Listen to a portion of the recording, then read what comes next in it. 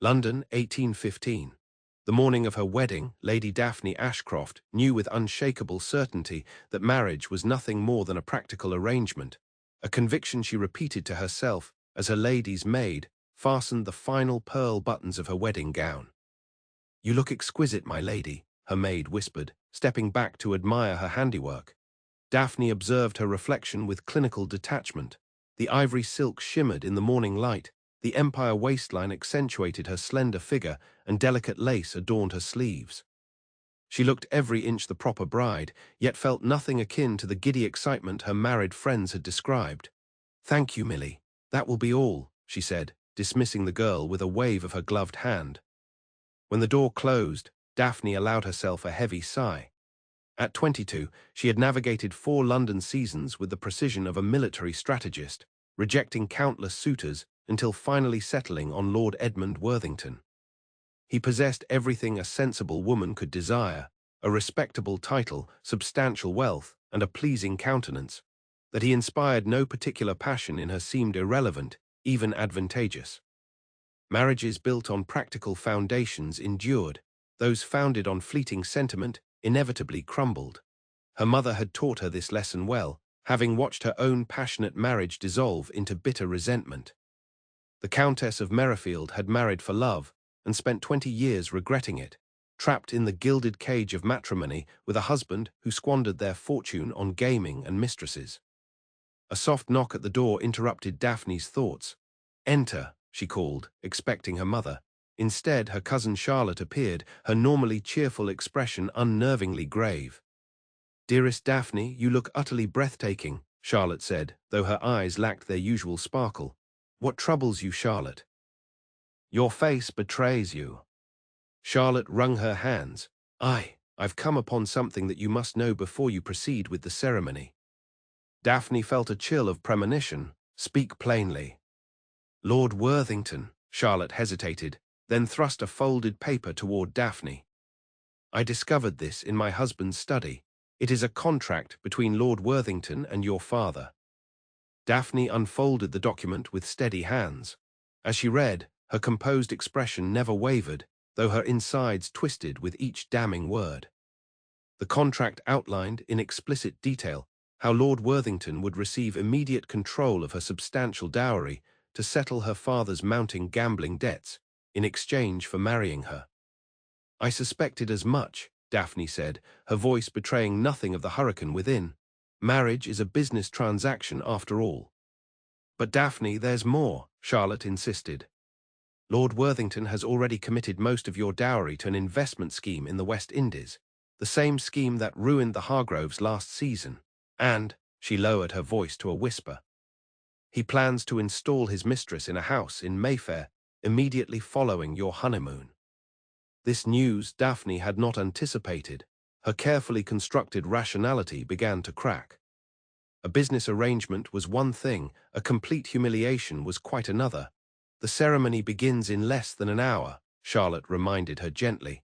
Daphne folded the paper with precise movements. "Thank you for your loyalty, dear cousin." After Charlotte departed, Daphne stood motionless before the mirror. The reflection that stared back seemed suddenly like a stranger, a porcelain doll dressed for sacrifice on the altar of social expectation and familial obligation. For the first time in her carefully ordered life, Lady Daphne Ashcroft contemplated the unthinkable. St. George's Church in Hanover Square hummed with anticipation as London's elite filled the pews.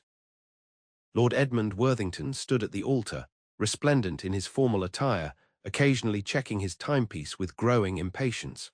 The Earl of Merrifield paced outside the bride's anteroom.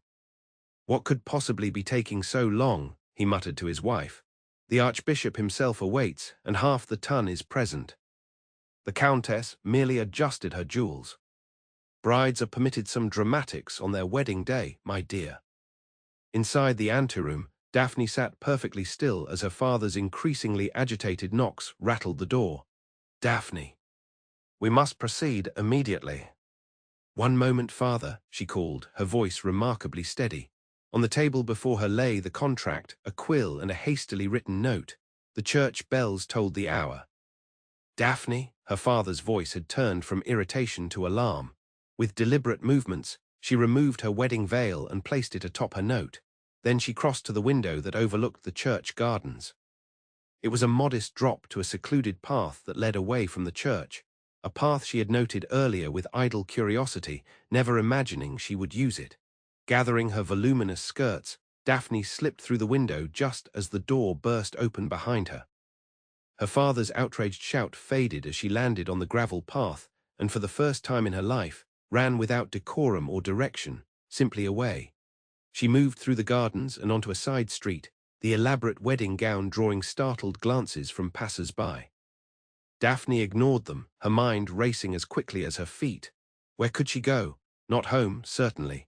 Not to any relative or friend who would immediately return her to her father's custody. Lost in panicked calculation, she collided with a solid figure turning the corner. "I beg your pardon," a deep voice said, strong hands steadying her. Daphne looked up into the most piercing blue eyes she had ever encountered, set in a face of such masculine perfection that she momentarily forgot her predicament. "Are you quite all right, madam?" the stranger asked, his gaze taking in her wedding attire and obvious distress. "No," Daphne answered with unexpected honesty. "I am decidedly not all right." The gentleman's expression shifted from polite concern to genuine interest. "I see. And might I inquire why a bride is running through the streets of Mayfair rather than proceeding down the aisle?" "Because, sir, I have just discovered that marriage is an even greater sham than I initially believed," Daphne replied, suddenly aware of how exposed she was. Behind her, shouts indicated her father's pursuit had reached the street. The stranger followed her anxious glance. "You are fleeing something more immediate than philosophical disillusionment, I perceive." "My wedding, as you have cleverly deduced," Daphne said, her customary composure returning despite the absurdity of the situation. A flash of amusement crossed the gentleman's face. How extraordinarily inconvenient for the groom.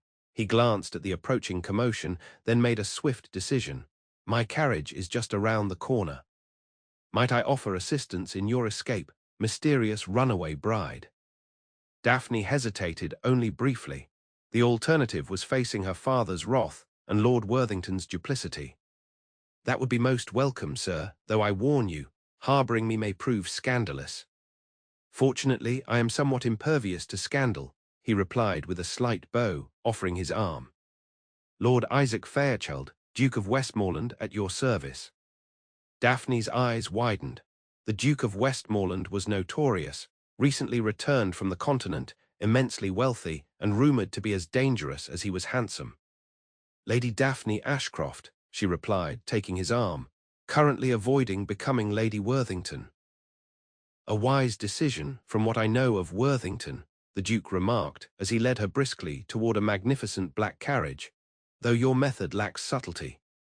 "Desperate circumstances, your grace," Daphne said as he handed her up into the carriage. "Indeed," he agreed, following her inside. "And where might I deliver you, Lady Daphne?" She stared at him, the reality of her situation suddenly overwhelming.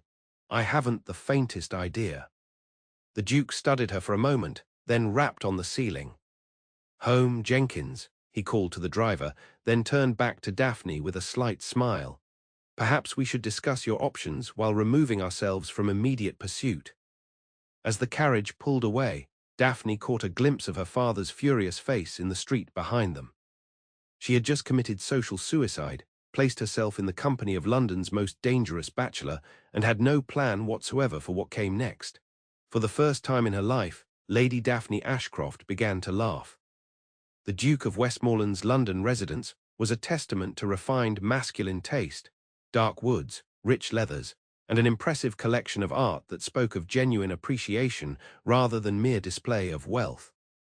Daphne sat perched on the edge of a settee in his private study, a cup of tea warming her hands while the Duke regarded her from behind his desk. "You have created quite a stir, Lady Daphne," he observed, his tone casual but his eyes keenly assessing. "By nightfall, your dramatic exit will be the talk of every drawing-room in London." "I imagine so," she replied, sipping her tea with forced composure, "though I find I care less about that than expected." "Intriguing." The Daphne Ashcroft I've observed from afar these past seasons has always appeared to care a great deal about propriety. Her eyebrows rose. "You've observed me, your grace." "I make it my business to observe everyone of consequence," he replied smoothly. "And you, my lady, have been considered quite consequential on the marriage mart." "Until today, when I rendered myself unmarriageable," she said with a wry smile. "Perhaps. Though I find that reputation is rather more malleable than most believe." He leaned forward. "Now, shall we discuss what precipitated your dramatic escape? I presume it was something more substantial than bridal nerves." Daphne hesitated, then reached into the hidden pocket of her wedding gown and withdrew the folded contract. "My cousin discovered this arrangement between Lord Worthington and my father," she explained, placing it on the desk between them. "Apparently, I was being sold to settle gambling debts, with the additional humiliation of my husband planning to establish his mistress in Mayfair immediately after our honeymoon." The Duke examined the document, his expression darkening. "Worthington always was an ambitious fortune hunter, but this exceeds even my poor opinion of him." He looked up at her. "You had no inkling of this arrangement." "I knew marriage was a transaction," she answered carefully. "I selected Lord Worthington because he appeared to be a sensible match, titled, wealthy, and not given to excessive sentiment. I never expected," she faltered. "Love," the Duke suggested, his tone unreadable. "Respect," Daphne corrected firmly. "I never expected respect." Ah, something shifted in the Duke's gaze, a flash of what might have been approval. "And what do you intend now?" "Your options are somewhat limited." "I am aware," she said, squaring her shoulders. "I have a modest inheritance from my maternal grandmother, not enough to maintain my current lifestyle, but sufficient to establish myself quietly somewhere away from London." "Exile and obscurity," he summarized. "A severe punishment for the crime of refusing to be defrauded." "Have you an alternative to suggest, your grace?" Daphne challenged, her patience wearing thin. The Duke leaned back, studying her with those unsettling blue eyes. "Several, actually. But first, may I suggest you change out of that rather conspicuous gown? My housekeeper can provide something more practical, and perhaps we might continue this conversation when you're more comfortable." Daphne glanced down at her wedding dress, suddenly aware of how absurd she must appear. "That would be most welcome." An hour later, dressed in a borrowed day dress that fit surprisingly well, Daphne returned to the study to find the Duke examining papers at his desk. "Much improved," he commented as she entered. "Though I must say, you carried off the fleeing bride, aesthetic with remarkable grace." "A dubious accomplishment," she replied, taking the seat he indicated. "Now about these alternatives you mentioned." "Yes," the Duke set aside his papers. "First, I might arrange passage for you to visit my aunt in Bath. She is eccentric enough to welcome a scandalous houseguest, and respectable enough that your presence there would begin to rehabilitate your reputation." "That's unexpectedly kind," Daphne said, surprised. "I am occasionally capable of kindness," he replied with a sardonic smile. "Though I should warn you that my aunt is a formidable bluestocking who will likely recruit you into her feminist literary circle." "That sounds rather more interesting than my previous social engagements," Daphne admitted. "Second option," he continued. "I have connections who could assist you in establishing yourself independently, perhaps as a lady's companion or governess, under a different name." Daphne considered this. A possibility, though a significant decline in circumstances. "Third," the Duke said, his tone changing slightly, "I could help you confront Worthington and your father legally. That contract likely wouldn't withstand proper scrutiny, and there are ways to protect your inheritance." "Which would create a very public scandal and still leave me unmarriageable," Daphne pointed out. "True," the Duke drummed his fingers on the desk. "Which brings me to the fourth option, though it's rather unorthodox." "More unorthodox than fleeing my own wedding and seeking refuge with a notorious duke?" she asked dryly. His lips twitched. "Marginally, I propose a temporary engagement." Daphne blinked. "I beg your pardon." "A public announcement of our engagement would immediately transform your narrative from jilted bride or runaway scandalous miss to woman who made the sensible choice to marry a duke instead of a mere viscount." "That's preposterous," Daphne said, though her mind was already analyzing the social mechanics of such a scheme. Is it? The Duke raised an eyebrow. Society forgives much when there's advancement involved.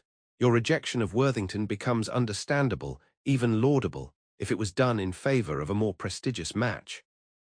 And how would this temporary engagement conclude? She asked skeptically. After a suitable period, perhaps a few months, we would amicably part ways due to some compatibility issue. By then, the Worthington scandal would be forgotten, and you could either proceed with a more suitable match or pursue whatever independence you desire, with your reputation somewhat intact. Daphne stared at him. Why would you do this for a stranger? For the first time, the Duke appeared slightly uncomfortable. Let's say I have my reasons for wanting to thwart Worthington, and, he paused, I find myself intrigued by a woman who would rather leap from a window than proceed with a disadvantageous marriage. So I would be a curiosity to entertain you, Daphne asked sharply. You would be an ally in a social maneuver that benefits us both, he corrected. I have been under increasing pressure to marry, and a temporary engagement would provide me similar respite. Daphne considered his proposal, her analytical mind weighing the advantages against the risks. It was, objectively, a brilliant solution, if she could trust him. I would require certain assurances, she said finally. Written agreements regarding the temporary nature of our arrangement, protection of my remaining assets, and, she hesitated, appropriate behavioral boundaries. The Duke's expression shifted to one of genuine amusement. Are you concerned I might compromise your virtue, Lady Daphne? I am concerned about clarifying expectations, she replied coolly. If we are to engage in this charade, we must both understand its parameters. Very sensible, he agreed, his eyes twinkling with something that might have been admiration. I propose we draft such an agreement immediately, and then prepare for our first public appearance as an engaged couple. So soon? Daphne asked, alarmed. The sooner we establish our narrative, the more effective it will be, he explained. There is a musicale at Lady Harrington's this evening. Half the ton will be in attendance, including, I expect, your parents and the jilted Lord Worthington. Daphne felt a flutter of panic at the thought of facing them so soon. I'm not certain I'm prepared for that. The Duke rose and came around the desk, stopping before her. He took her hand gently. Lady Daphne, you were prepared to abandon everything for the sake of your dignity this morning. Surely you can face a few hours of gossip with a duke at your side.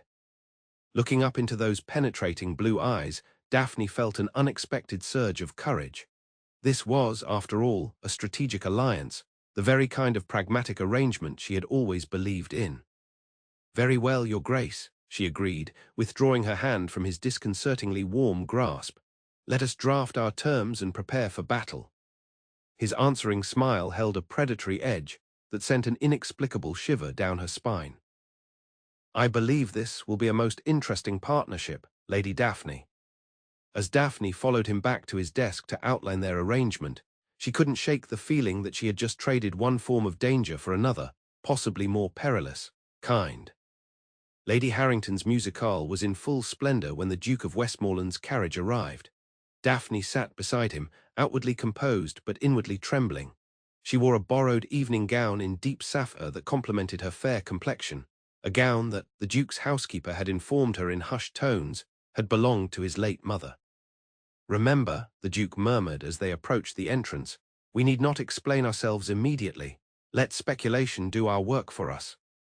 And if we're directly confronted, Daphne asked, adjusting her gloves.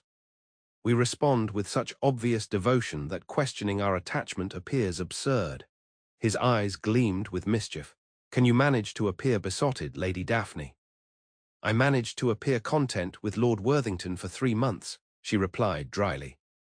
I imagine I can summon suitable affection for a duke. The Duke laughed, a genuine sound that transformed his severe features. You continue to surprise me. Before she could respond, they were announced to the gathering. His Grace, the Duke of Westmoreland, and Lady Daphne Ashcroft. The immediate hush that fell over the assembly was almost comical. Every head turned, every conversation suspended, as they descended the steps into the ballroom.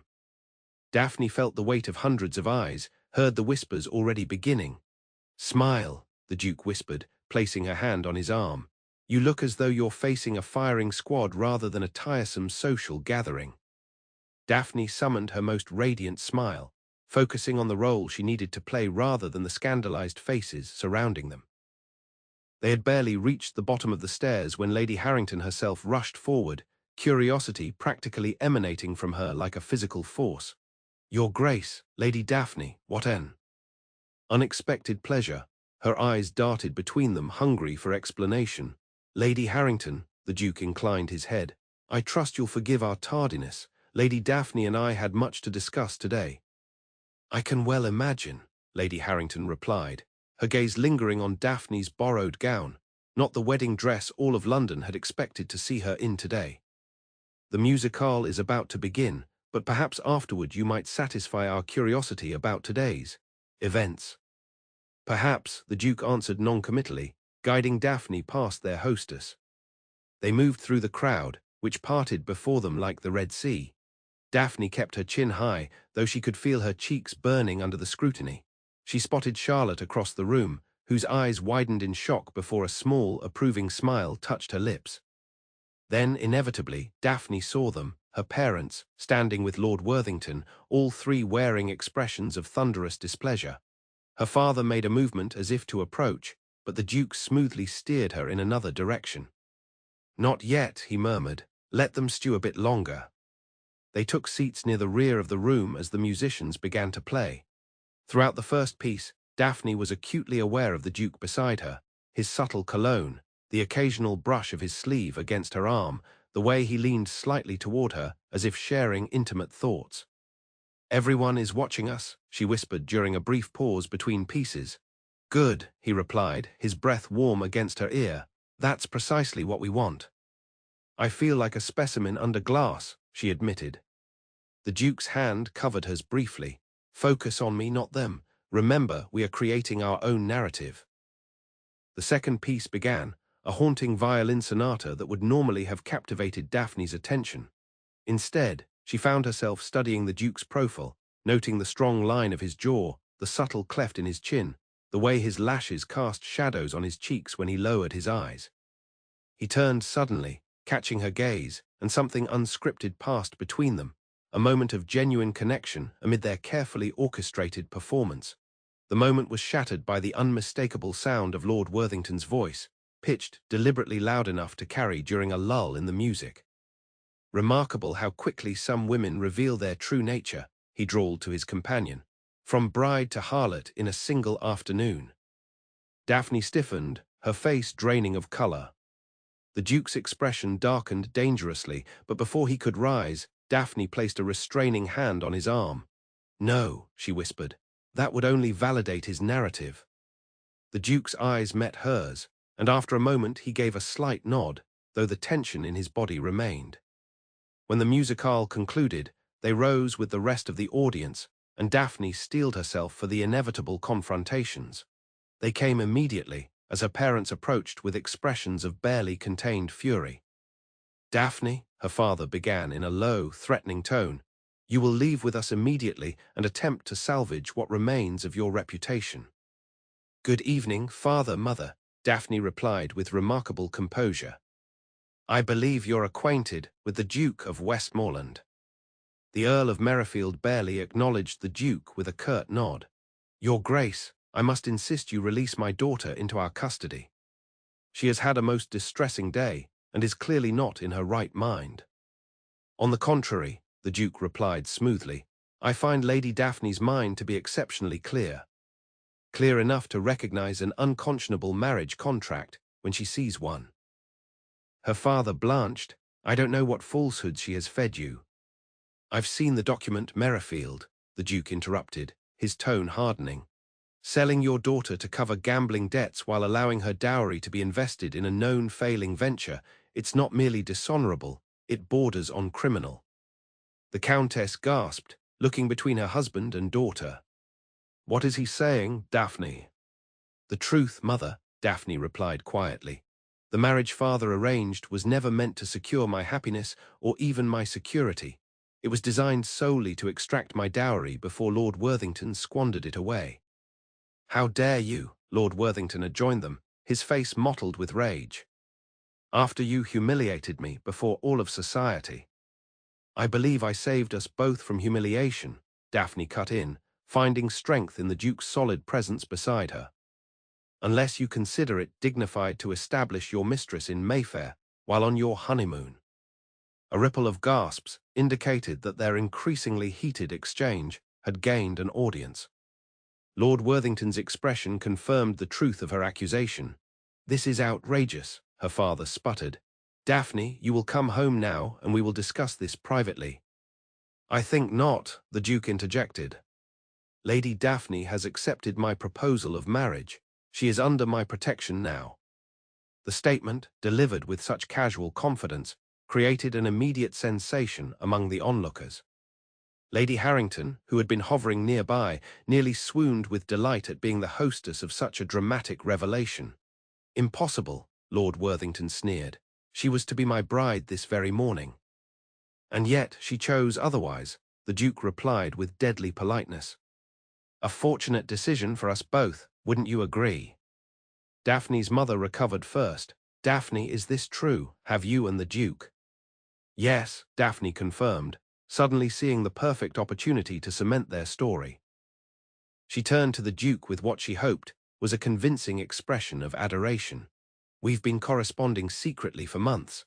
I couldn't bring myself to go through with the wedding to Lord Worthington when my heart belonged to Isaac." The use of his Christian name, entirely unplanned, caused the Duke's eyes to widen momentarily before he recovered, taking her hand and raising it to his lips. "I should have spoken sooner," he said, his gaze never leaving hers. "Forgive me for nearly losing you to another." Daphne was startled by how convincing he was, and by the unexpected flutter in her chest at his performance. "This is absurd," her father protested, though with noticeably less conviction. Even he could calculate the advantages of a ducal connection over a mere viscount.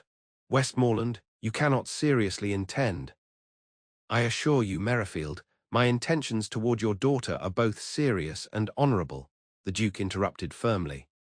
"More honorable, I might add, than your own have proven to be." A heavy silence fell. The Earl of Merrifield, whatever his faults, understood power dynamics perfectly well. The Duke of Westmoreland was not a man to be trifled with, his influence far exceeding that of the Earl. "Well," her mother said finally, social awareness prevailing over maternal concern, "this is certainly unexpected, but naturally we are delighted for you both." "Aren't we, my dear?" She nudged her husband sharply. The Earl managed a stiff nod. "We will, of course, need to discuss the details." "Of course," the Duke agreed smoothly. "Though I believe Lady Daphne has had quite enough excitement for one day. Perhaps we might call upon you tomorrow to discuss matters further." Lord Worthington, realizing he had lost both his bride and any hope of accessing her dowry, offered a stiff bow. "I wish you joy of her, Westmoreland," he said bitterly, "though I wonder how quickly she might abandon you if a higher title comes along." "Unlike some," the Duke replied with dangerous softness, "I have no concerns about Lady Daphne's constancy or character. Good evening, Worthington."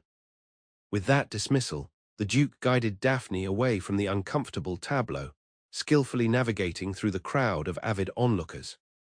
"You were magnificent," he murmured as they reached a quieter corner. "As were you," she replied, still somewhat dazed by the intensity of the confrontation, "though I fear we may have overplayed our hand with the secret correspondence claim.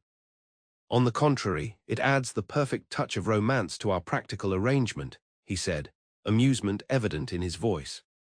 "And your impulsive use of my given name was inspired." "It wasn't calculated," Daphne admitted. "I simply couldn't think quickly enough." "Sometimes spontaneity serves better than strategy," he observed, his eyes studying her with new interest. "Shall we make our exit? I believe we've accomplished all we need to this evening." As they departed, Daphne felt the weight of speculative gazes following them. Their hasty exit would undoubtedly fuel further gossip, but for the moment, she was too exhausted to care. The day's events had depleted her emotional reserves entirely. In the sanctuary of the Duke's carriage, Daphne finally allowed herself to relax against the cushioned seat. "Do you think they believed us?" she asked as they pulled away from Lady Harrington's residence. The Duke chuckled. "Darling Daphne, they believe exactly what they wish to believe. that you cleverly traded up from a viscount to a duke, and that I was so enamored I stole you away from the altar. Hardly the romantic tale young ladies dream of, she observed dryly. No, he raised an eyebrow. Being rescued from a loveless marriage by a dashing duke, I believe that's precisely what they dream of. Is that how you see yourself, dashing? Daphne couldn't help the smile that tugged at her lips. Among other things, he replied with a self-deprecating shrug, though notorious seems to be the ton's preferred descriptor. Why is that exactly? Daphne asked, suddenly curious about the man beside her. Your reputation precedes you, yet you've shown me nothing but kindness and honor today. The Duke was silent for a moment, his expression becoming more guarded. Reputations, like engagements, can be convenient fictions, he said finally. Sometimes it's useful to be perceived as dangerous. And are you, she pressed, dangerous? His eyes met hers in the dim carriage, and for a moment, Daphne glimpsed something beneath his controlled exterior, something intense and perhaps indeed dangerous, though not in the way society imagined. Only to those who deserve it, he answered softly. The carriage fell silent as Daphne contemplated this cryptic response. She had entered into an alliance with a man she barely knew, based on nothing more than desperate circumstances and his apparent willingness to help her. The wisdom of this decision remained to be seen. Yet as she watched the Duke's profile against the passing streetlights, Daphne felt an unfamiliar sensation, not the calm rationality that typically governed her decisions, but something warmer and less predictable. Something that, against all her better judgment, felt oddly like trust. The following days unfolded with dizzying speed, as Daphne found herself swept into the unexpected role of the Duke of Westmoreland's betrothed. A brief notice appeared in the Morning Post, announcing their engagement in terms so conventional that no one would have suspected its extraordinary circumstances. The Duke arranged for her belongings to be collected from her parents' home and installed her in his Mayfair residence under the respectable chaperonage of his widowed aunt, Lady Agnes Fairchild, who arrived from Bath with suspicious alacrity. "So you're the young woman who's captured my nephew's interest," Lady Agnes declared upon meeting Daphne, her shrewd eyes missing nothing. "How refreshingly unconventional of you both." Lady Agnes proved to be exactly as the Duke had described, formidable, intellectual, and delightfully eccentric. She took to her role as chaperone with a wink and a nod, clearly understanding more about the arrangement than she let on. "Isaac has explained your situation," she confided to Daphne on their third evening together as they sat in the drawing room awaiting the Duke's return from his club. "Most resourceful of you both, though I wonder if either of you fully appreciates what you've set in motion." "It's a temporary arrangement," Daphne assured her. "Once the scandal of my abandoned wedding fades, we'll part ways amicably." Lady Agnes merely smiled. "Of course, dear, though in my experience the heart rarely adheres to contractual terms." Before Daphne could respond, the Duke himself entered, bringing with him the scent of the cool evening air and a vitality that seemed to transform the room. "Aunt Agnes, Lady Daphne," he greeted them, his smile warming as it rested on Daphne. "I trust you've had a pleasant evening." "Delightful," Lady Agnes replied. "I've been educating Lady Daphne on your childhood foibles." "Heaven preserve me," the Duke groaned, though his eyes danced with amusement. "I hope you've been suitably selective in your reminiscences." "Naturally," his aunt assured him with a mischievous grin. "I've saved the truly scandalous tales for later in our acquaintance." As Lady Agnes excused herself for the night, claiming fatigue, Daphne found herself alone with the Duke for the first time since their confrontation with her parents the day after the musicale. A tense meeting that had concluded with her father reluctantly agreeing to transfer her dowry directly to her control rather than to the Duke, an arrangement the Duke had insisted upon despite the Earl's suspicious objections. "You look pensive," the Duke observed, taking the seat opposite her. "I was thinking about our performance thus far," Daphne admitted. "We seem to have convinced society of our attachment." "Did you doubt we would? We make a convincing couple." "Do we?" she asked, genuinely curious. "I've always thought genuine attachment would be difficult to falsify." The Duke studied her for a moment. "You speak as though you've never experienced it yourself." "I haven't," Daphne admitted. "Not romantically, at least. I've always viewed marriage as a practical alliance rather than an emotional entanglement. Like our arrangement, he noted. Precisely, she hesitated. Though I must admit, your aunt has suggested that even practical arrangements can develop complications. Ah, the Duke's expression grew thoughtful. My aunt, for all her eccentricity, is remarkably perceptive. Are you concerned? Daphne asked, watching him closely.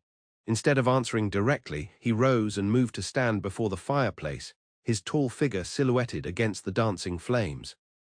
Have you ever considered, Lady Daphne, that your view of marriage as purely practical might be as flawed as the romantic notions you dismiss? The question caught her off guard. Aye. That is to say, experience suggests. Whose experience? He pressed gently. Your parents'. One unhappy marriage is hardly a comprehensive study. My observations extend beyond my parents, she defended. I've seen precious few marriages that maintain both passion and stability. Perhaps you've been observing the wrong marriages, he suggested. Or perhaps you've been looking with eyes determined to see confirmation of your beliefs. Daphne felt a flicker of irritation at his presumption. You speak as though you're an authority on successful marriages, Your Grace. Not at all, he replied with unexpected candor.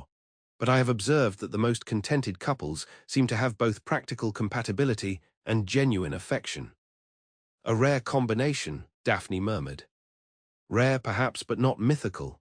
The Duke returned to his seat, leaning forward with unexpected earnestness.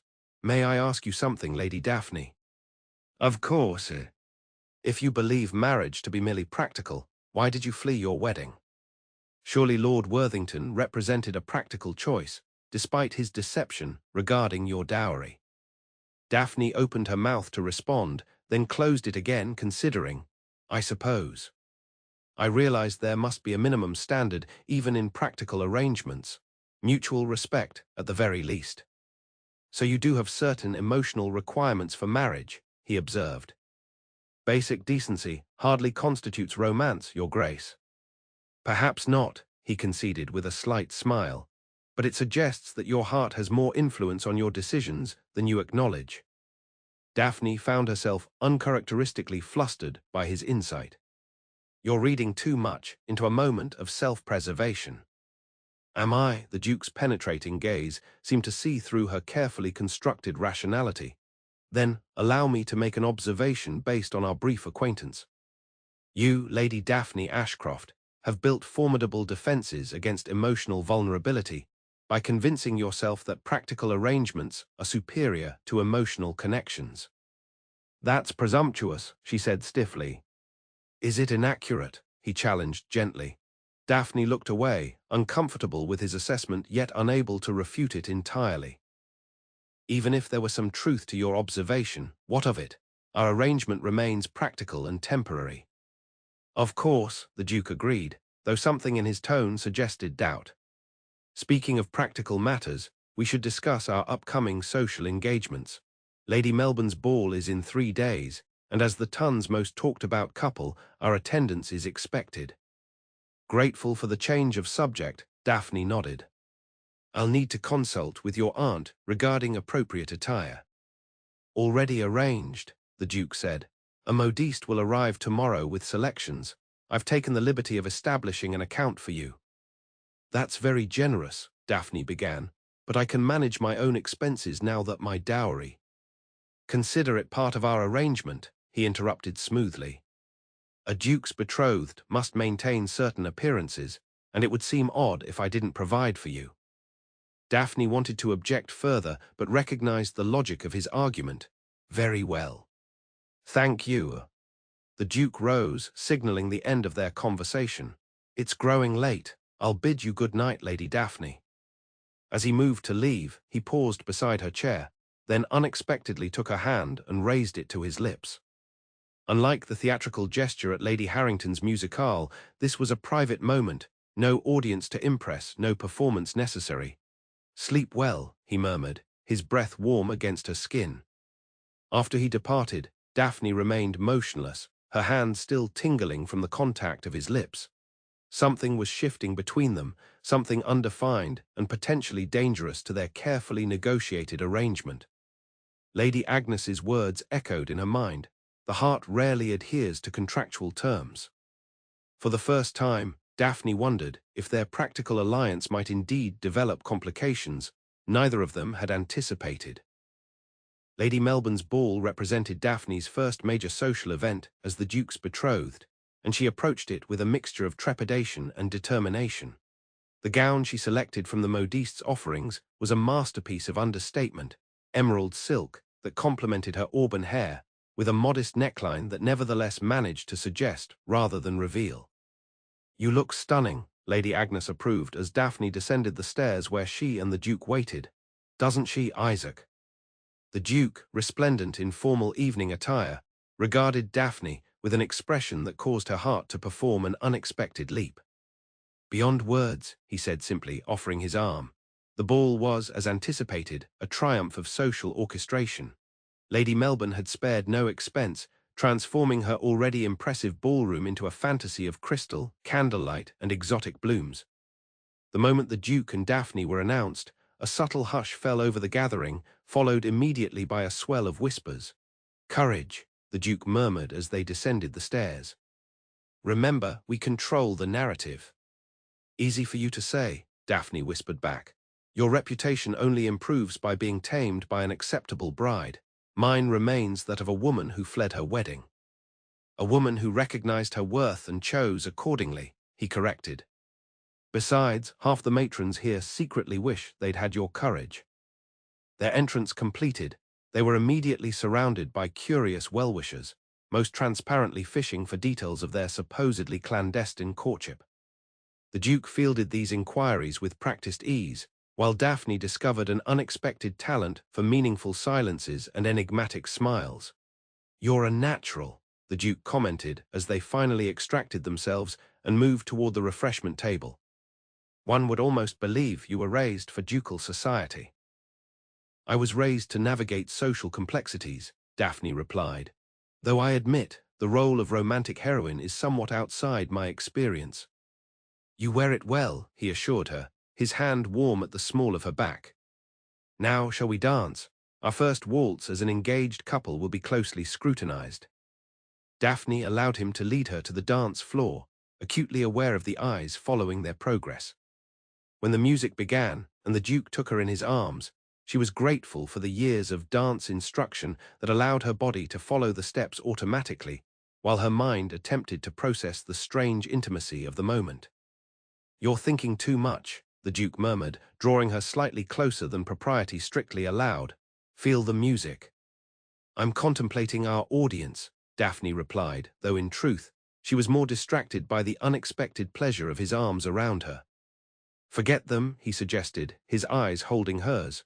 "Dance with me, not for them."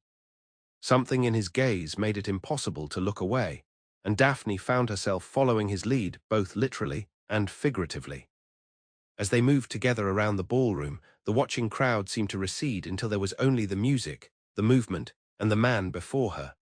When the waltz ended, Daphne was startled to realize she had genuinely enjoyed herself, not as part of their performance, but simply as a woman dancing with an attractive partner. The realization was disconcerting. "You look surprised," the Duke observed as he escorted her from the floor. "I am," she admitted. "I didn't expect to." She trailed off, unsure how to express the unexpected pleasure without revealing too much. "To enjoy my company," he suggested with a trace of his usual sardonic humor. "To forget we were performing," Daphne clarified, then immediately regretted her honesty when she saw the flash of genuine pleasure in his eyes. Before he could respond, they were interrupted by the arrival of Lord Worthington, clearly fortified by liquid courage and spoiling for confrontation. "Westmoreland," he slurred slightly. "How magnanimous of you to take on damaged goods." Daphne felt the Duke tense beside her, but his voice remained perfectly controlled. "Worthington, I see you're enjoying Lady Melbourne's hospitality to excess." "And why shouldn't I?" Worthington challenged, his gaze sliding insultingly over Daphne. "I've been publicly humiliated by a woman who apparently had been carrying on with you behind my back." "I suggest you moderate your tone and your implications," the Duke said, his voice dropping to a dangerous register. Lady Daphne's reputation is beyond reproach. Worthington gave a derisive laugh. A woman who abandons her groom at the altar has no reputation worth defending. Daphne felt a flash of anger. A man who attempts to defraud his bride has no honor worth preserving, she countered, her voice carrying just far enough to draw attention from nearby guests. Worthington's face darkened. "You little—" "I would not complete that sentence," the Duke interrupted, stepping slightly forward, "unless you wish to continue this conversation at dawn with pistols." The threat, delivered with quiet certainty, caused Worthington to pale beneath his alcoholic flush. Whatever his faults, he was not so inebriated as to miss the deadly seriousness in the Duke's manner. "Your infatuation blinds you to her true nature," Worthington muttered, already retreating. "She'll betray you just as readily." "Unlike you, Worthington, I have nothing to fear from Lady Daphne knowing the truth about me," the Duke replied with devastating finality. As Worthington slunk away, Daphne realized a small crowd had gathered, drawn by the tension of the confrontation. The Duke, ever aware of social dynamics, immediately lightened the mood. "My apologies for the unpleasant interruption," he said to the onlookers with a disarming smile, "though I can hardly blame the poor fellow for his distress at losing such a treasure." He gazed down at Daphne with such convincing adoration that several ladies audibly sighed. "How gallantly you defend my honor," Daphne responded, playing her part while still trembling slightly from the encounter. "Always," the Duke replied, and somehow the word felt less like performance and more like promise. The remainder of the evening passed without further incident, though Daphne noticed the Duke kept her closer than before, his protective instincts apparently roused by Worthington's attack. They danced twice more, conversed with various acquaintances, and generally presented the picture of a besotted couple. By the time they departed, Daphne was exhausted from the strain of maintaining her composure, yet also strangely exhilarated. In the carriage returning home, she finally allowed herself to relax. "Thank you," she said quietly, "for defending me." The Duke, seated opposite her, studied her face in the dim light. "Did you imagine I wouldn't? Our arrangement doesn't technically require you to challenge men to duels on my behalf," Daphne pointed out. "Perhaps I find myself exceeding the terms of our contract," he replied, his tone difficult to interpret in the darkness. "That seems unwise," Daphne said carefully. "Contractual clarity was your condition." The Duke was silent for a long moment. "Do you ever tire of approaching life as though it were a legal document to be analyzed?" he asked finally. Daphne blinked, taken aback by the question. "I find clarity preferable to confusion." "And safety preferable to risk," he suggested. "Naturally," she replied, though with less certainty than she might have expressed a week earlier.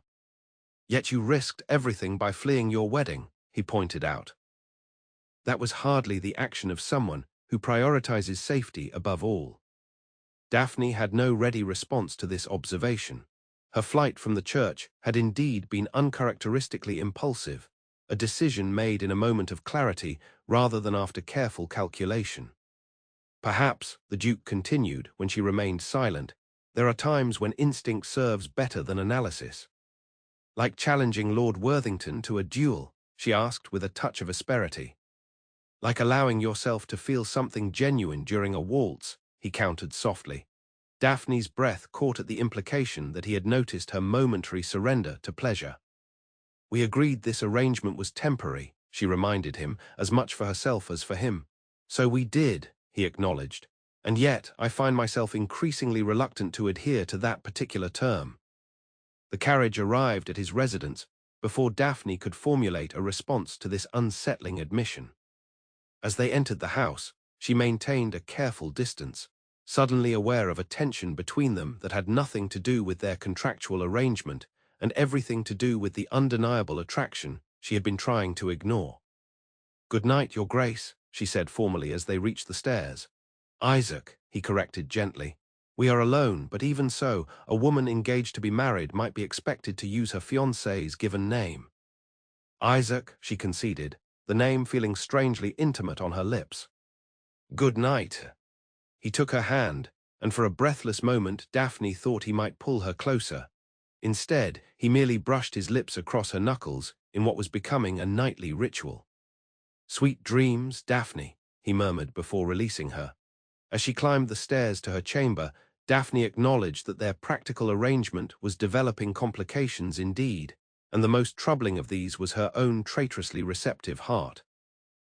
The following weeks brought a whirl of social engagements, as the Tun's fascination with the Duke and his unexpected betrothed showed no signs of abating. They attended routs and dinner parties, the opera and the theatre, presenting a united front that gradually transformed public opinion from scandalized whispers to romantic sighs. Throughout it all, Daphne found herself increasingly drawn to the real man beneath the Duke's carefully controlled exterior. During quiet moments at home, evenings in the library discussing books, mornings in the conservatory where he taught her the names of exotic plants, afternoons when he patiently explained aspects of estate management she had never been taught as a woman, Daphne discovered a man of unexpected depth and surprising kindness. "Why have you never married?" she asked one rainy afternoon as they sat in the library, a chess board between them. The question had been hovering in her mind for days. The Duke considered his next move before responding. "I nearly did once." Daphne looked up in surprise. "I never heard of your engagement." "It wasn't announced," he said, moving his knight. "Lady Elizabeth Hargrove. We were very young. I had just inherited the title after my father's death." "What happened?" Daphne asked, curious about this unknown piece of his past. A shadow crossed his face. "She died. A fever took her quite suddenly." "I'm sorry," Daphne said softly, regretting her question. "I shouldn't have pried." "It was a long time ago," he replied, his expression clearing. "But it made me wary of emotional entanglements for many years afterward. I understand the appeal of approaching marriage as a practical arrangement." This admission of vulnerability touched Daphne more deeply than she expected. "Yet you seem to have changed your view," she observed. "You spoke of the importance of both practical compatibility and genuine affection." "Time and experience have a way of shifting one's perspective," he said, watching as she captured one of his pawns. "Loss teaches us the value of what we might otherwise take for granted." Daphne considered this as she studied the board. "My mother always warned me that passionate attachments inevitably fade, leaving only bitter disappointment." "Some do," the Duke acknowledged, "but others deepen into something more enduring, a companionship enriched by shared history and mutual understanding." "You sound like a romantic," Daphne said, attempting to lighten the suddenly intense atmosphere. "Perhaps I'm becoming one," he replied, his eyes meeting hers across the chessboard. "Check." Daphne looked down to discover her king indeed threatened. As she contemplated her next move, both on the board and in their increasingly complex relationship, she realized the Duke, Isaac, had become far more to her than a convenient ally. The revelation was terrifying. The turning point came at the Rutherfords' annual midsummer ball, nearly 6 weeks into their engagement. Daphne had grown comfortable in her role as the Duke's betrothed, navigating society with newfound confidence. Their planned temporary engagement had never been discussed again, existing as an unmentioned possibility that seemed increasingly unlikely as they settled into a rhythm that felt oddly like genuine courtship. The ball was in full swing, the Duke and Daphne having just completed their second waltz of the evening, when Lady Harrington approached with a predatory gleam in her eye and a striking young woman in tow. "Your Grace, Lady Daphne. You remember Miss Diana Crawford, surely, just returned from Paris with her mother." Daphne noted the immediate tension in Isaac's posture as he bowed over Miss Crawford's hand. "Miss Crawford. Welcome back to London."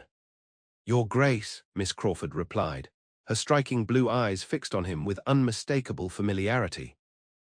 "How lovely to see you again after so long." "Lady Daphne," Lady Harrington continued with barely concealed glee, "did you know that Miss Crawford and the Duke were quite the item before her extended stay abroad? Everyone expected an announcement before she left so suddenly 2 years ago." Daphne felt a cold sensation in the pit of her stomach.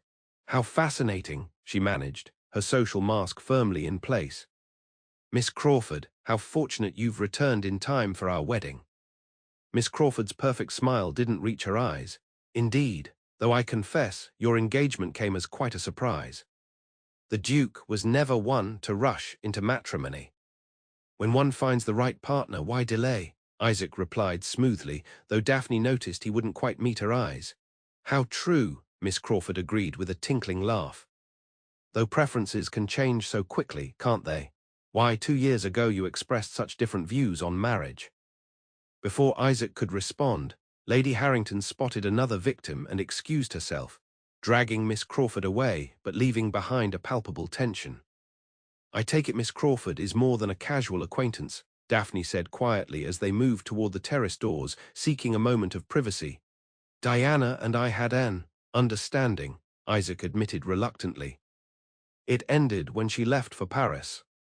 An understanding that everyone expected to result in marriage, Daphne pressed, surprised by the sharp twist of jealousy she felt. Society often expects what it has no right to, he replied evasively. They stepped onto the terrace, the cool night air a relief after the heated ballroom. Daphne moved to the balustrade, keeping a careful distance between them. Did you love her? The question escaped before she could reconsider its wisdom. Isaac was silent for so long that Daphne thought he might not answer.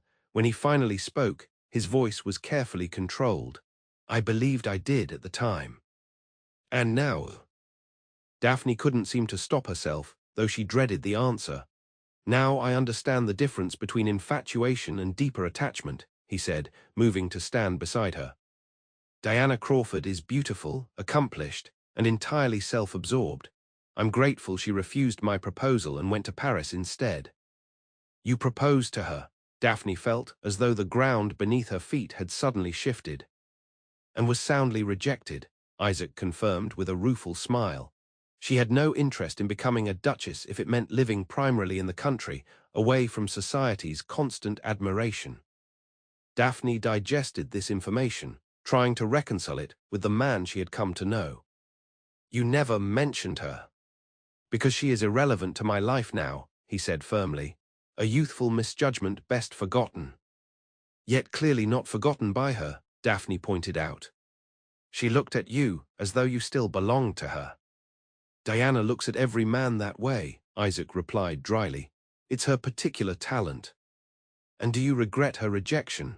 Daphne asked, unable to keep the vulnerability from her voice. Isaac turned to her then, his expression serious in the moonlight.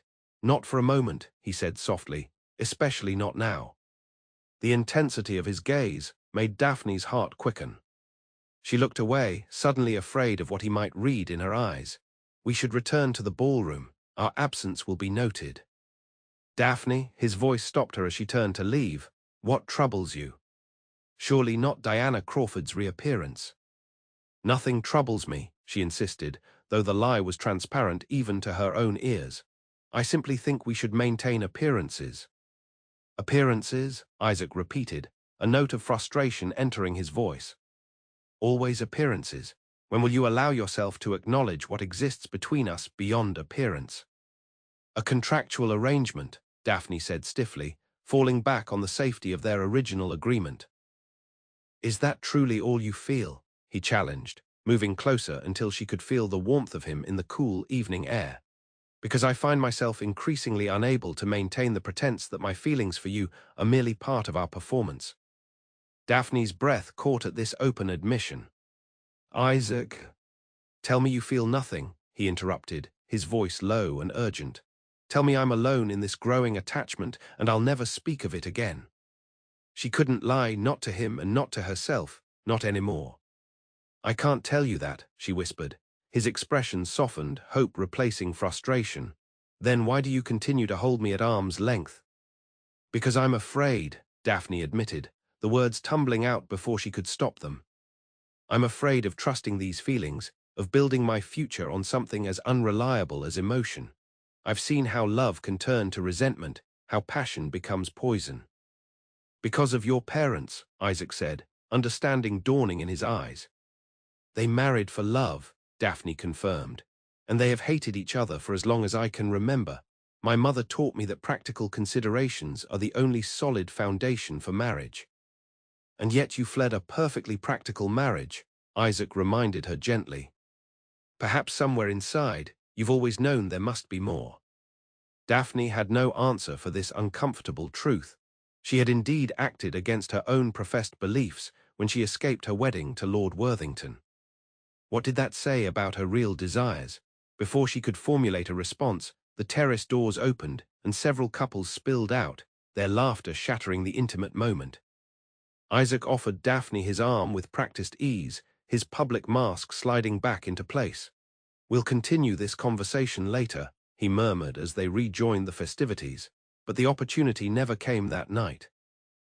Miss Crawford seemed determined to insert herself into their evening at every turn, monopolizing Isaac's attention during supper with reminiscences of their shared past, and managing to secure his hand for a dance through a complicated social maneuver that left Daphne unable to object without appearing petty.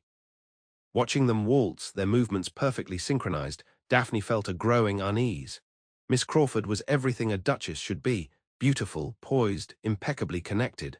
What if Isaac's feelings for her had never truly died? What if their arrangement had simply been a convenient distraction until Miss Crawford returned? By the time they departed, Daphne had constructed an entire narrative of Isaac's probable regret at being tied to her when his former love had reappeared. The carriage ride home was strained, both of them unusually silent. When they arrived, Isaac escorted her to the foot of the stairs as usual, but before he could take her hand in their customary good-night ritual, Daphne spoke. "I've been thinking about our arrangement," she said formally. "Perhaps it has served its purpose. The scandal of my abandoned wedding has faded, and your former attachment has returned to London." Isaac stared at her in disbelief. "You cannot be serious." "I'm merely being practical," Daphne insisted, though the words tasted bitter on her tongue. "We agreed this was temporary." "Before we discovered it had become something more," Isaac countered, his voice tight with controlled emotion. "At least, I thought we had discovered that." "Miss Crawford clearly still harbors feelings for you," Daphne said, unable to meet his eyes. "And you were once sufficiently enamored to propose marriage." "Diana Crawford means nothing to me," Isaac stated flatly. "Whatever existed between us died long ago." "You appeared quite compatible on the dance floor," Daphne observed, hating the jealousy in her voice but unable to suppress it. Isaac studied her for a long moment, then shook his head with a soft, incredulous laugh. "You're jealous." "Don't be absurd," Daphne protested. "You're jealous," he repeated, his expression shifting from frustration to something warmer. "The woman who claims to value practical considerations above emotion is consumed with jealousy over a dance." "I am not consumed," Daphne objected, though her cheeks burned with the truth of his observation. "I merely think it's sensible to reconsider our position in light of changed circumstances." "The only circumstance that has changed," Isaac said, stepping closer, "is that I find myself falling in love with a woman who's too afraid to admit she might feel the same." The word love hung in the air between them, shocking in its directness. Daphne stared at him speechless. "You don't mean that," she managed finally. "You can't possibly." "I know exactly what I mean," Isaac interrupted firmly, "and I think you do as well." Before Daphne could formulate a response, he turned and walked away, leaving her standing alone at the foot of the stairs, her carefully constructed worldview crumbling around her. The following morning, Daphne awoke after a restless night to find a note slipped beneath her door. Opening it with trembling fingers, she found Isaac's bold handwriting. "I am called to Westmoreland Park on urgent business. I expect to return within a week. Perhaps the distance will provide clarity for us both. I." The abrupt departure felt like abandonment, though Daphne knew it was unfair to view it that way. She had all but suggested ending their engagement. He was merely giving her the space she claimed to want. Why, then, did his absence feel so devastating? Lady Agnes found her in the conservatory later that morning, staring unseeing at a flowering orchid Isaac had shown her just days earlier. "He's gone, then," the older woman said without preamble, settling herself on a nearby bench. "Yes," Daphne confirmed, attempting to sound unconcerned. "Some estate business requiring his attention." Lady Agnes's skeptical hum spoke volumes. "And would this estate business have anything to do with the remarkable tension between you two when you returned from the ball last night?" Daphne sighed, too emotionally exhausted for pretense. Is it that obvious? Only to someone with eyes, Lady Agnes replied dryly. Now, shall we discuss what's really troubling you, or would you prefer to continue pretending to admire that orchid? Despite herself, Daphne smiled. Lady Agnes's direct manner was refreshing after a lifetime of social obfuscation. I suggested ending our engagement, she admitted, after seeing him with Miss Crawford last night. Ah, the Crawford girl, Lady Agnes nodded sagely. Pretty enough, I suppose, if one appreciates that sort of obvious beauty. Isaac was quite infatuated with her before she jilted him for a French conte. He told me she rejected him, Daphne said, surprised by this new information. For a better offer, Lady Agnes confirmed. The girl has always had an inflated sense of her own worth. When the conte proved less wealthy than advertised, she no doubt decided a duke would do after all. And you think Isaac still harbors feelings for her? Daphne asked, hating the vulnerability in her voice. Lady Agnes let out an unladylike snort. My dear girl, Isaac hasn't spared that woman a thought in 2 years. His attention has been entirely consumed by you since the day you appeared in that wedding dress.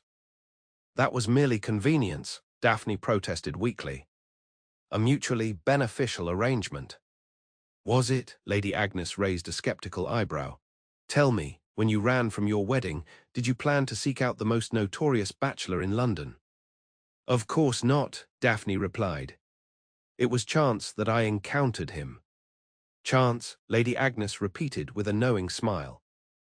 And was it also chance that made you trust a perfect stranger with your future? Or was there perhaps something in Isaac that spoke to a part of you that had been silenced for too long? The question struck Daphne with unexpected force. She had never considered why she had accepted Isaac's help so readily that first day. There had been something in his eyes, something that had made her trust him despite all logic and caution. I don't know what to do, she confessed, the words barely audible. I've spent my life believing love is a dangerous illusion, that practical considerations are the only safe foundation for marriage. And where did that belief lead you? Lady Agnes asked gently. To the altar, with a man who saw you as nothing but a means to wealth. So I should embrace the opposite extreme, Daphne challenged. Risk everything on feelings that might fade. All of life is risk, my dear, Lady Agnes said, her voice softening. The question is not whether to risk, but which risk to take. Risk your heart, which might indeed be broken, or risk a life half-lived, safe but empty of true connection. Daphne considered this perspective, so at odds with everything she had been taught yet somehow resonating with a truth she had always sensed beneath her careful logic. He said he's falling in love with me, she admitted, the words both terrifying and exhilarating to speak aloud. And how did you respond? Lady Agnes asked, though her knowing expression suggested she already guessed. I panicked, Daphne said, wincing at the memory. I all but accused him of still being in love with Miss Crawford. Lady Agnes sighed dramatically. You young people make everything so complicated. In my day, when a duke declared his love, a sensible woman thanked her lucky stars and accepted him forthwith. Despite her turmoil, Daphne laughed. Is that how you captured the late Earl? Goodness no, Lady Agnes replied with a wicked grin. I made him work considerably harder than that, but then he wasn't as fine a man as my nephew. She rose, patting Daphne's hand. Take these days to consider what you truly want, my dear.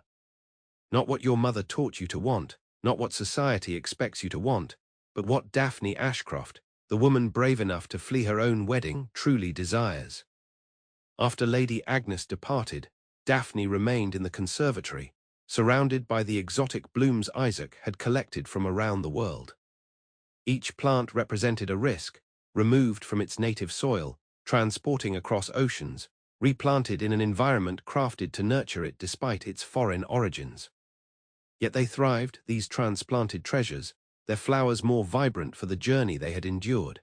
Perhaps, Daphne thought, she too could thrive in new soil if only she found the courage to be uprooted from the barren ground of her old beliefs. The days of Isaac's absence stretched interminably as Daphne struggled with her conflicting emotions. Lady Agnes, seeming to understand her need for solitude, arranged to decline most social invitations on their behalf, claiming Daphne was indisposed, a polite fiction that would normally cause gossip, but was accepted without question given her recent dramatic history. On the fourth day, a letter arrived from her mother, requesting a private meeting.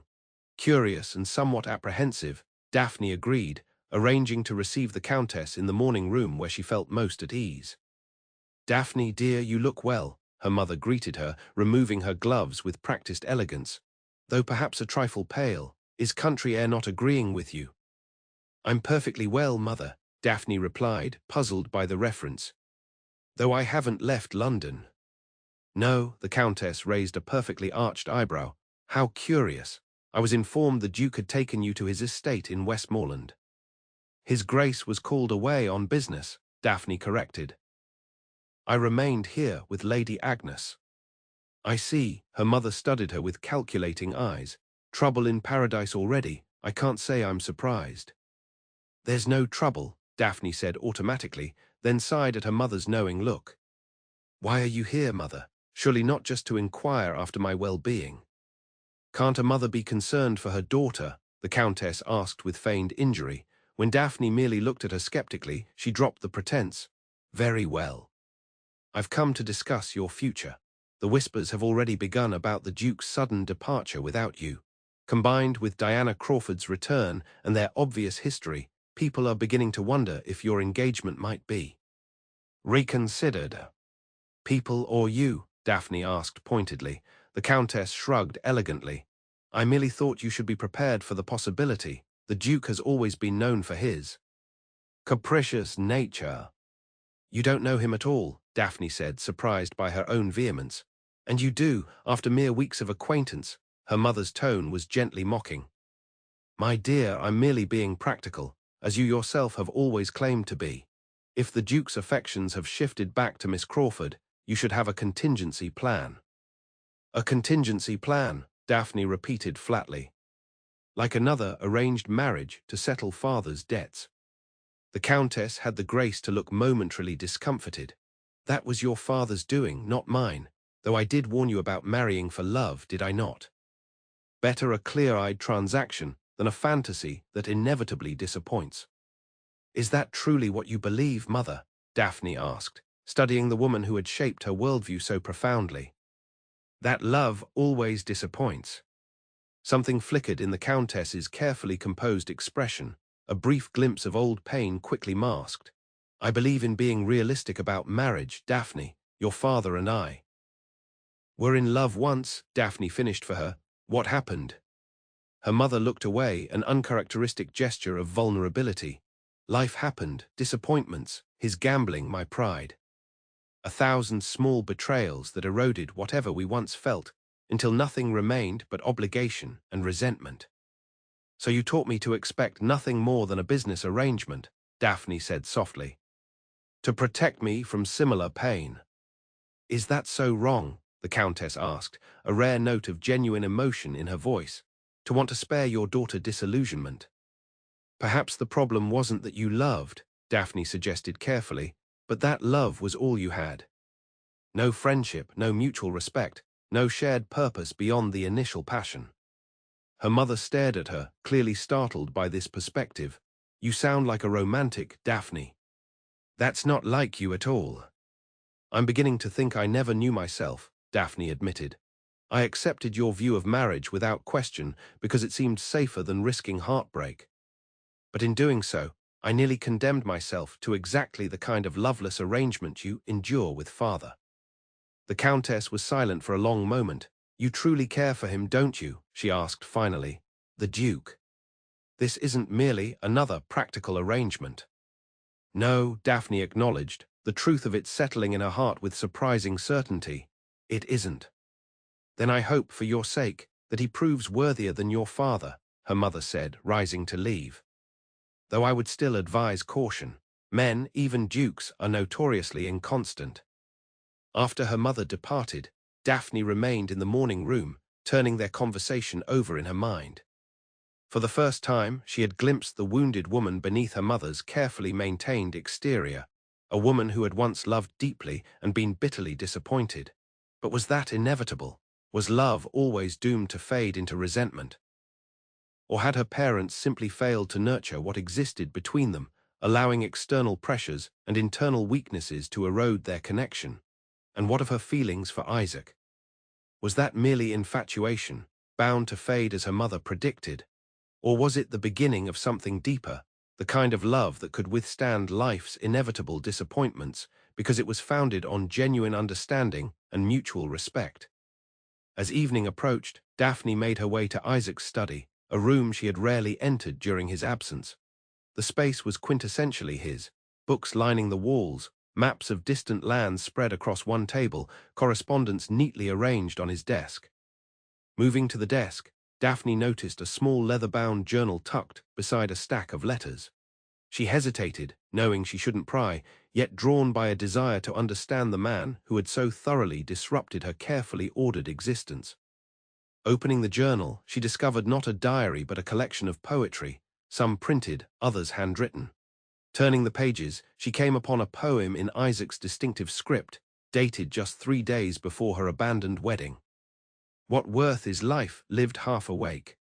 Secure in caution's cold embrace, better to risk and fall and break, than never know love's saving grace. The words struck her with physical force. Had he written this before they'd even met? The date suggested so, yet the sentiment seemed to speak directly to her current dilemma. Continuing through the journal, Daphne found more original verses, each revealing a depth of feeling and philosophical insight that the world rarely glimpsed in the Duke of Westmoreland. The most recent entry, dated the very morning of his departure, contained only 4 lines, walls of reason built with care. To shield a heart from love's sweet pain, cannot withstand truth's patient siege, nor keep out hope's persistent reign. Daphne closed the journal, her vision blurred with unexpected tears. All this time, she had believed herself the cautious pragmatist, Isaac the impulsive romantic. Yet his poetry revealed a man who had considered these matters deeply, who understood the risks of love yet chose to embrace them anyway. With sudden clarity, Daphne realized what she must do. She could no longer hide behind her mother's bitter lessons or her own carefully constructed rationalizations. If love was indeed a risk, it was one she was finally prepared to take. The Duke of Westmoreland returned to his London residence on the evening of the 6th day, earlier than expected. As his carriage pulled up to the house, he noted with surprise that every window blazed with light, as though the household were preparing for a grand event. Puzzled and somewhat apprehensive, he entered to find Jenkins, his butler, waiting with unusual solemnity. "Good evening, Your Grace," Jenkins greeted him. "Lady Daphne requests your presence in the conservatory at your earliest convenience." "The conservatory? At this hour?" Isaac asked, his fatigue from the journey instantly forgotten. "Yes, Your Grace," she was most specific. Intrigued and a little wary, Isaac made his way through the house, noting the unusual number of candles illuminating the corridors. As he approached the conservatory, he heard soft music, a string quartet playing somewhere out of sight. He paused at the entrance, momentarily stunned by the transformation of the space.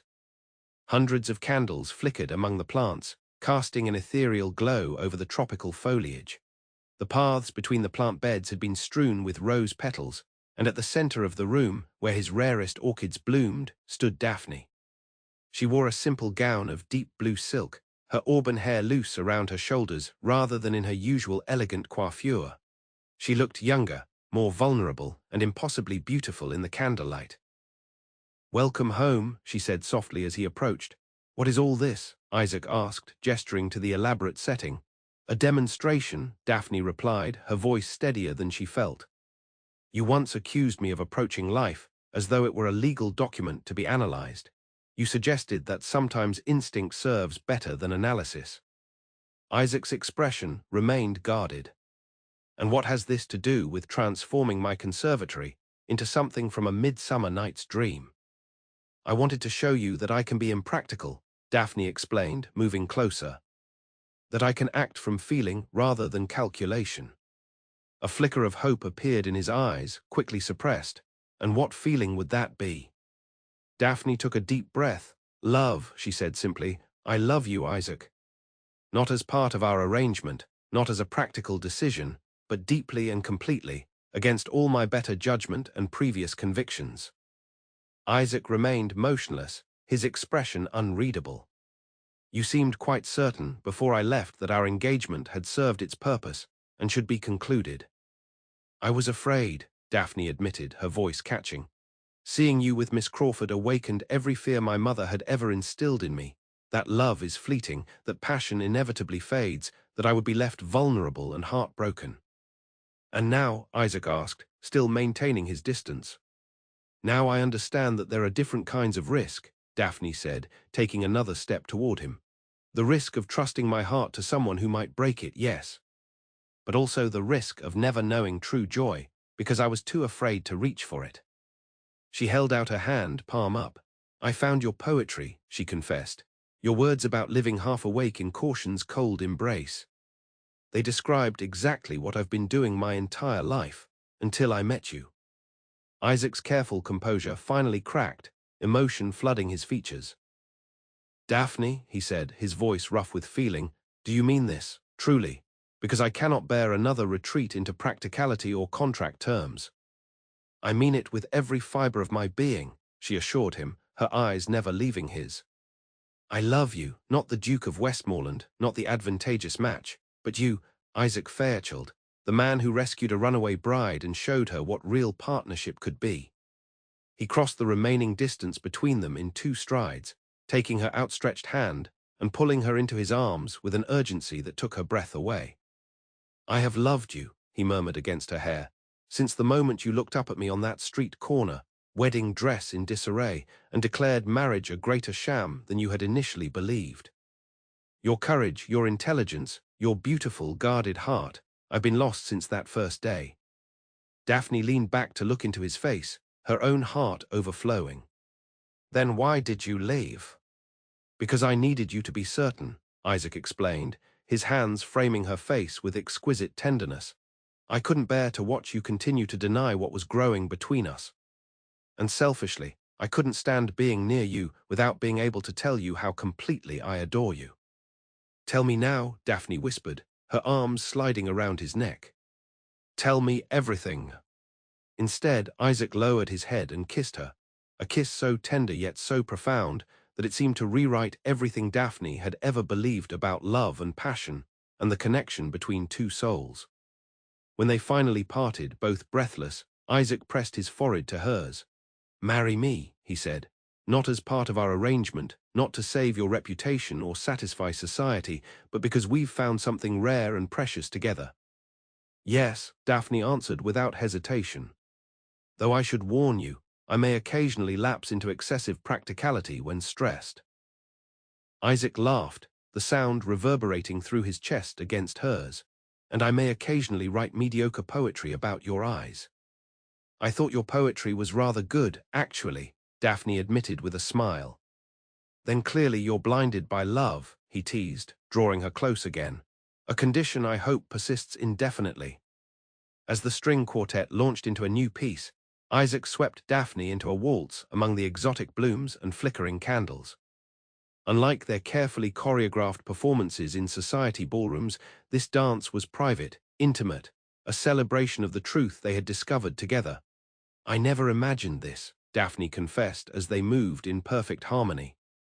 When I ran from the church that day, I thought I was escaping a trap. I had no idea I was running toward the greatest joy of my life. Perhaps some part of you knew, Isaac suggested, his eyes never leaving hers. The part that has always been wiser than your mother's bitter lessons or society's shallow expectations. Perhaps, Daphne agreed, realizing that her instinctive trust in him that first day had indeed been a form of wisdom, the wisdom of a heart recognizing its match, even before her mind could accept the possibility. As midnight approached, they remained in their candlelit sanctuary, planning their future together. A future that would include both practical considerations and passionate devotion, rational decisions and impulsive adventures, careful management of their considerable resources and extravagant expressions of their growing love. I believe, Isaac murmured as they stood together beneath a flowering arbor, his arms wrapped securely around her waist, that we have achieved the perfect balance my aunt once described to me, a marriage founded on both sound judgment and genuine affection. "A marriage," Daphne replied, turning in his embrace to face him, "that begins with the truth rather than an arrangement." "Though I must confess," Isaac said with a smile that still made her heart race, "our arrangement produced rather spectacular results." "Indeed," Daphne agreed, rising on tiptoes to kiss him once more. "Who would have thought that running from one wedding would lead me straight to another, one I approach not with resignation, but with absolute joy." In the years that followed, Lady Daphne Fairchild, Duchess of Westmoreland, would occasionally reflect on the extraordinary chain of events that had transformed her life. The contract she had discovered on her wedding day, which had seemed such a disaster at the time, had in fact been the catalyst for her greatest happiness. And whenever someone remarked on the obvious devotion between the Duke and Duchess, how they seemed to have achieved that rarest of accomplishments, a marriage that was both advantageous and loving, Daphne would share a private smile with her husband, knowing that their happiness had come not from following society's rules or her mother's bitter lessons, but from having the courage to break free of both and discover their own truth together. For in fleeing from a false marriage, she had inadvertently run straight into the arms of true love, proving that sometimes the most practical decision of all is to follow one's heart.